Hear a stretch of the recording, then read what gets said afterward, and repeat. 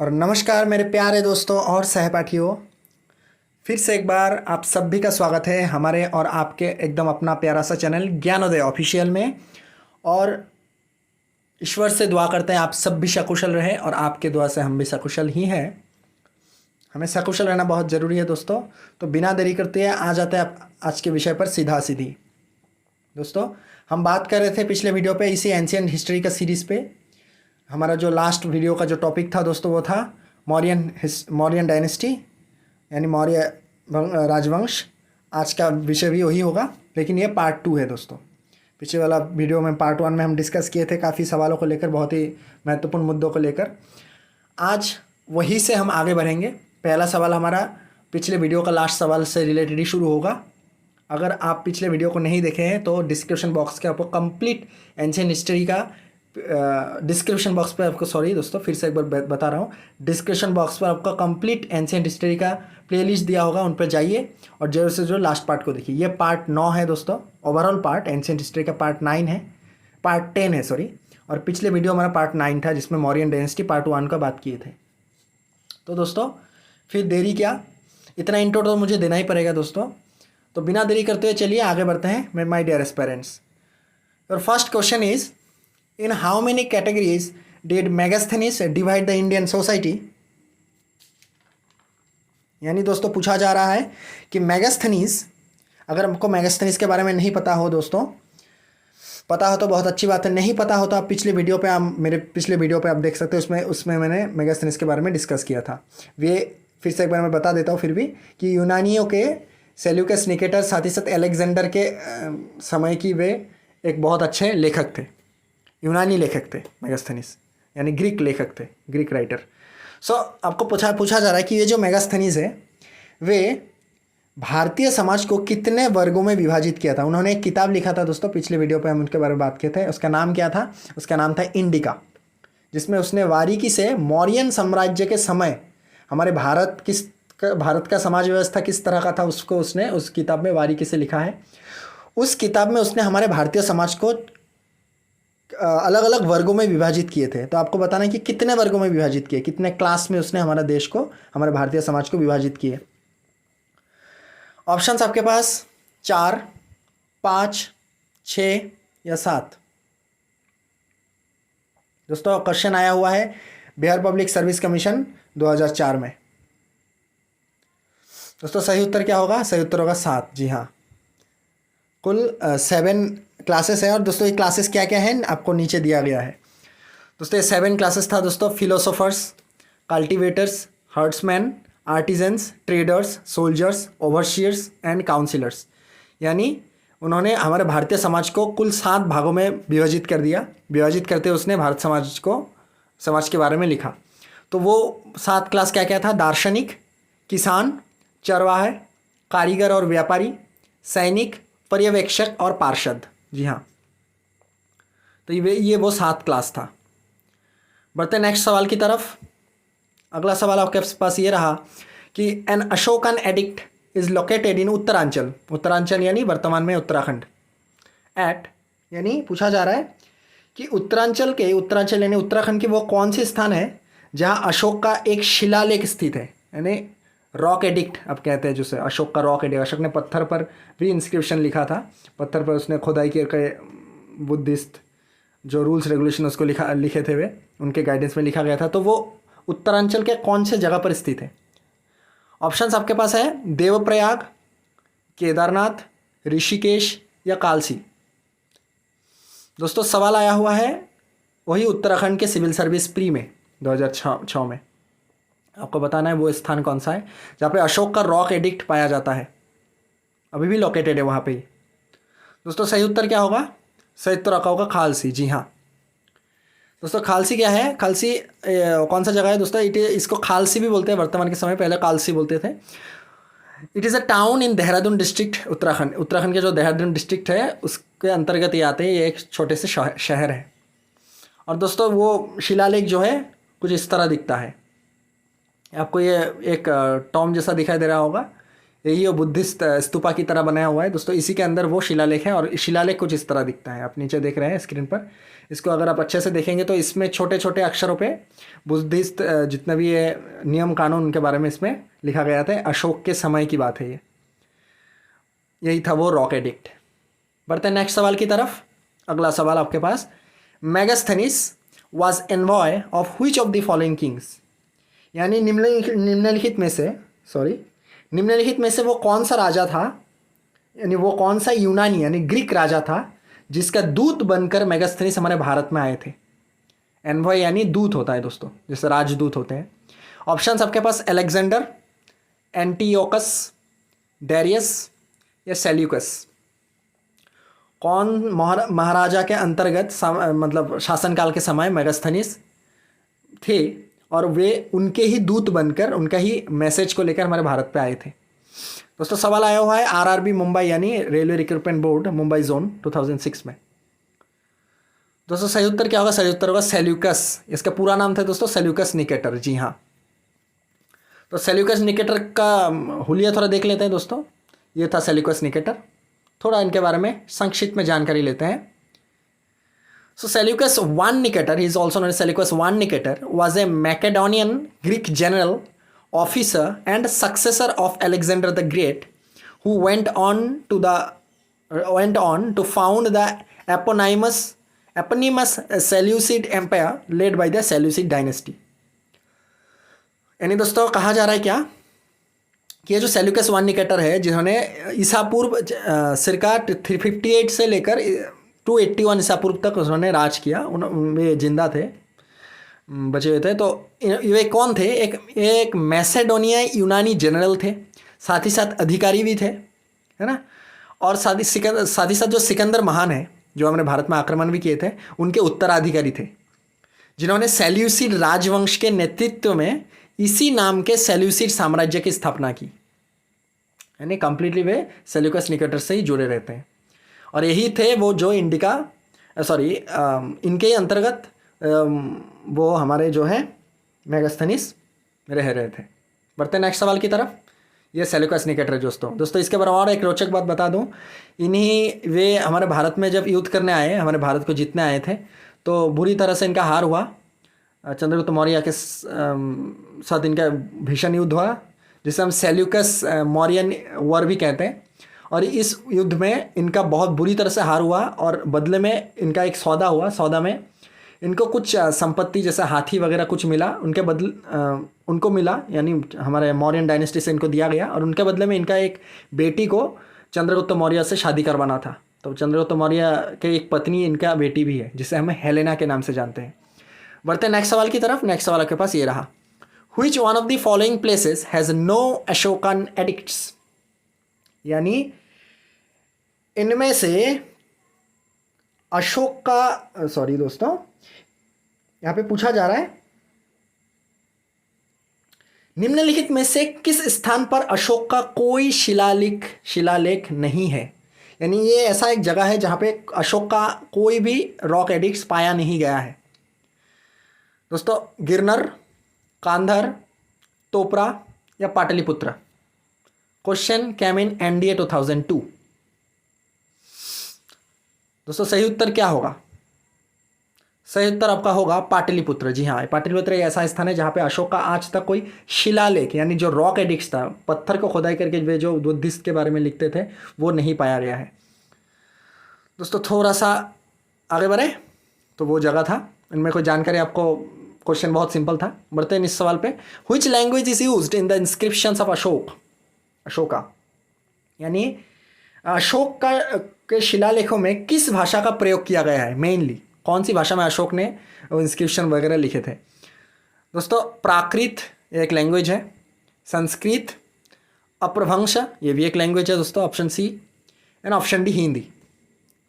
दोस्तों वो कौन सी भाषा है जिसमें अब तक कोई भी इंस्क्रिप्शन ऐसा अशोक का नहीं पाया गया है, उल्टा बोल दिया दोस्तों, पाया गया है, अशोक का इंस्क्रिप्शन लिखा गया है। मेनली कौन सा लैंग्वेज में। क्वेश्चन आया हुआ है दोस्तों वही बिहार पब्लिक सर्विस कमीशन 2004, फिर से बिहार पब्लिक सर्विस कमीशन का एक क्वेश्चन आ गया, उससे आपको बताना है वो भाषा कौन सा है। आगे बढ़े दोस्तों, भाषा है प्राकृत। दोस्तों ये है वो शिलालेख जहाँ पे दोस्तों आप साफ साफ देख पा रहे हैं कि यहाँ पे उसी भाषा से खुदाई करके हुए लिखा गया है। दोस्तों Ashokan pillars were mostly inscribed in Prakrit language and were written in Brahmi script, यानी इनको इंस्क्राइब किया जाता था मतलब कौन सा भाषा में दोस्तों, इसको इंस्क्राइब किया जाता था आपका प्राकृत लैंग्वेज में, लेकिन लिखा जाता था ब्राह्मी स्क्रिप्ट में। तो आप देख पा रहे हैं इधर ये पिलर है, बगल में जो दिख रहा है, ऊपर वाला शिलालेख है, नीचे वाला पिलर है, यहाँ पे उसको वो खोदाई करके लिखते थे। एक्चुअली लिखा जाता था ब्राह्मी स्क्रिप्ट में, लेकिन इंस्क्राइब किया जाता था प्राकृत लैंग्वेज में। दोस्तों बढ़ते हैं अगले क्वेश्चन की तरफ। क्वेश्चन इज है the description of the administration of Pataliputra is available in, यानी पूछा जा रहा है कि वो कौन सी किताब है, यानी कहाँ पे पाटलिपुत्र के प्रशासन व्यवस्था के बारे में बताया गया है, वर्णन किया गया है, वर्णन मिलता है। दिव्यवादन, अर्थशास्त्र, इंडिका या अशोकास इंस्क्रिप्शंस। क्वेश्चन कैम इन बीपीएससी 2004 दोस्तों। सही उत्तर क्या होगा? सही उत्तर आपका होगा इंडिका। जी हाँ दोस्तों, अकॉर्डिंग टू इंडिका पाटलिपुत्र के बारे में एक्चुअली क्या लिखा गया है, इंडिका है दोस्तों, कि Pataliputra city was administered by a city council comprising 30 members and these 30 members were divided into a board of 5 members each। यानी दोस्तों पूरा पाटलिपुत्र शहर उस समय जो प्रशासित किया जाता था वो एक शहर प्रतिशत मतलब शहर परिषद जो था, यानी सिटी काउंसिल, आजकल के समय में से हम टाउन कमेटी भी कह सकते हैं, तो उनके द्वारा शासित किया जाता था। और इनमें कुल 30 सदस्य रहते थे और ये एक साथ 30 सदस्य मिलकर काम नहीं करते थे। एक्चुअली इनका एक 5-5 सदस्य के एक गोट था, संगठन था, बोर्ड था, और वो अलग अलग दिशाओं को संभालते थे। तो टोटल दोस्तों 6 ऐसा बोर्ड था जिसमें हर बोर्ड में 5-5 मेंबर हुआ करता था और कुल 30 मेंबर थे, और वे पूरा का पूरा पाटलिपुत्र जो टाउन था, शहर था, उसको प्रशासित करते थे। बढ़ते हैं अगले क्वेश्चन की तरफ। Which of the following South Indian kingdom is not mentioned in the Ashoka's inscription? यानी निम्नलिखित में से किस दक्षिण भारतीय साम्राज्य का उल्लेख अशोक के शिलालेख में नहीं है? ऑप्शंस आपके पास चोला, पांड्या, सत्यपुरा या सतवाहन। कौन सा डायनेस्टी है, कौन सा किंगडम है जिसका वर्णन अशोक के शिलालेख में नहीं किया गया है? Question came in UP PCS mains 2005 दोस्तों, उत्तर प्रदेश के सिविल सर्विस मेंस में आया हुआ सवाल है दोस्तों। आंसर होगा सतवाहन डायनेस्टी। जी हाँ दोस्तों, सतवाहन डायनेस्टी के बारे में संक्षिप्त में थोड़ी सी जानकारी ले लेते हैं। तो the Satavahanas also referred to as the Andhras in the Puranas और ancient Indian dynasty based in the Deccan region.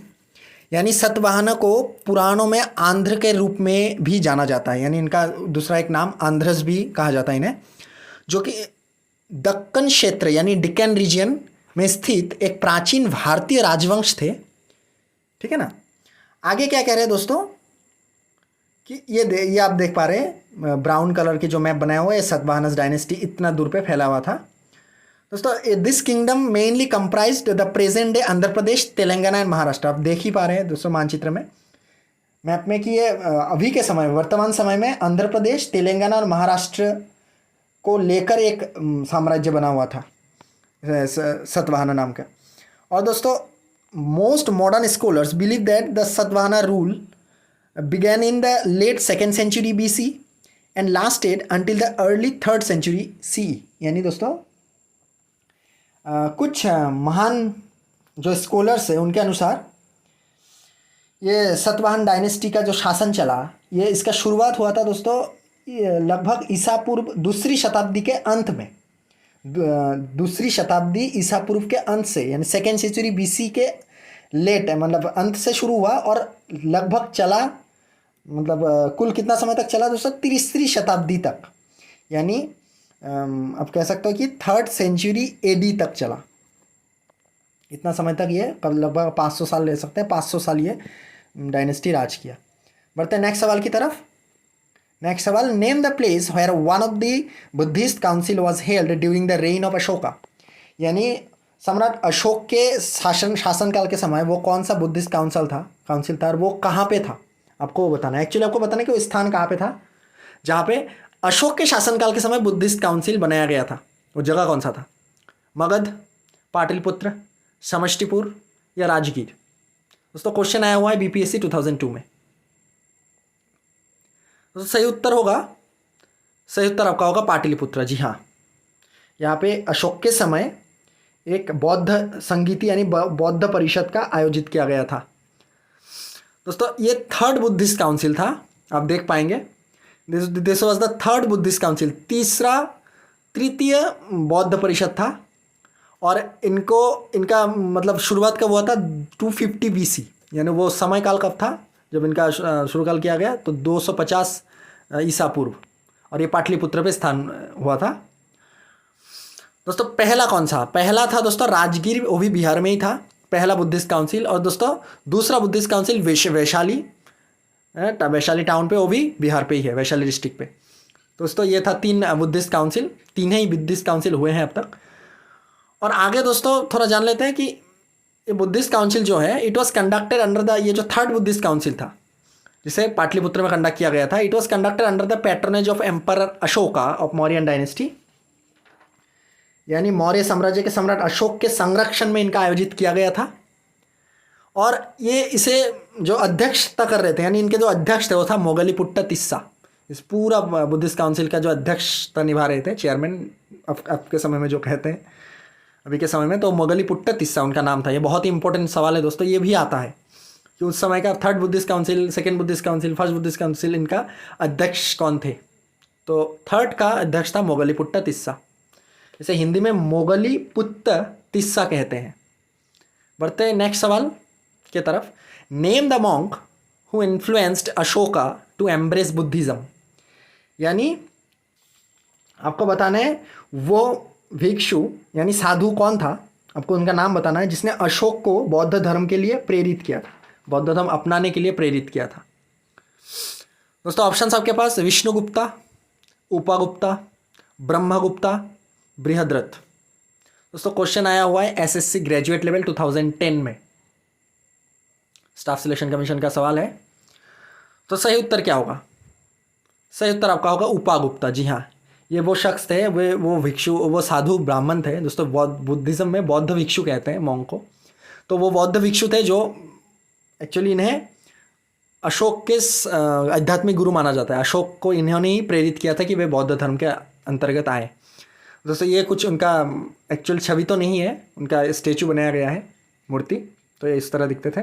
तो दोस्तों he was a Buddhist monk and according to some stories in the Sanskrit text Ashokavadana, यानी एक पुस्तक है दोस्तों, संस्कृत ग्रंथ है अशोकवादन, जिसमें अशोकवादन कहते हैं, जिसमें बारीकी से मेनली अशोक के बारे में, अशोक के लाइफस्टाइल, अशोक के जो व्यवस्था थे, अशोक के समयकालीन वो किस तरह से शासन करते थे, कंप्लीट अशोक के बारे में लिखा हुआ है, उन्हीं के नाम से है। तो इस किताब के अनुसार इनमें कुछ कहानियाँ दिए हुए हैं उनके बारे में, अशोक के बारे में, जिनमें बताया गया है कि ही यानी उपगुप्ता ये was the spiritual teacher of Mauryan emperor Ashoka. जी हाँ, ये भी उनके आध्यात्मिक गुरु थे। बढ़ते हैं इस वीडियो का अंतिम सवाल की तरफ, क्वेश्चन नंबर 10। क्वेश्चन कुछ इस प्रकार है, ये which one of the following does not appear on the abacus of the Sarnath lion capital of Ashoka. यानी दोस्तों सारनाथ के नाम तो आप सुने ही होंगे, सारनाथ के बारे में अगर नहीं सुने तो मैं पिछले वीडियो में इसके बारे में बात किया हूँ, आप उन पर जाकर देख सकते हैं। दोस्तों पूछा जा रहा है कि इनमें से वो कौन सा, कुछ पशुओं के नाम दिए होंगे आपको, कि आपको बताना है कि इनमें से वो कौन सा अशोक की सारनाथ सिंह राजधानी के अबेकास पर नहीं दिखता है ना, उनके सिंह राजधानी के जो अबेकास है, सिंबल है, उसमें नहीं दिखता। दोस्तों बुल, डियर, बुल यानी भैंस, सॉरी दोस्तों क्या बोलो, बुल यानी बैल, डियर है ना हिरन, एलिफेंट यानी हाथी, या फिर हॉर्स यानी घोड़ा। दोस्तों क्वेश्चन आया हुआ है सीडीएस कंबाइंड डिफेंस सर्विस 2004 में, आपको बताना है सही उत्तर। सही उत्तर आपका होगा दोस्तों ये सवाल देखिए दोस्तों, फिर से एक बार मैं दोहरा दूँ, कंबाइंड डिफेंस सर्विस में आया हुआ, थोड़ा पहले बताया, साथ ही साथ एससीआर 2005 में, यानी लगातार 2 साल, सीडीएस 2004, SCRE 2005 लगातार 2 साल आया हुआ सवाल है दोस्तों, महत्वपूर्ण सवाल है दोस्तों। सही उत्तर क्या होगा आप बताइए, वो कौन सा पशु है जिसका Sarnath lion capital of Ashoka में, अशोका का एबेकस में नहीं दिखा जाता, नहीं दिखता। तो सही उत्तर क्या होगा, सही उत्तर होगा डियर। जी हाँ, हिरन का कोई चित्र नहीं दिखा है उधर पे। दोस्तों यही तक था आज का दोस्तों हमारा जो यात्रा। इसी के साथ आज की इस वीडियो से हम विदा लेते हैं। मिलते हैं ऐसे ही और एक शानदार टॉपिक के साथ, शानदार वीडियो को लेकर आपके पास आएंगे। तब तक के लिए टेक केयर और जय हिंद, जय भारत।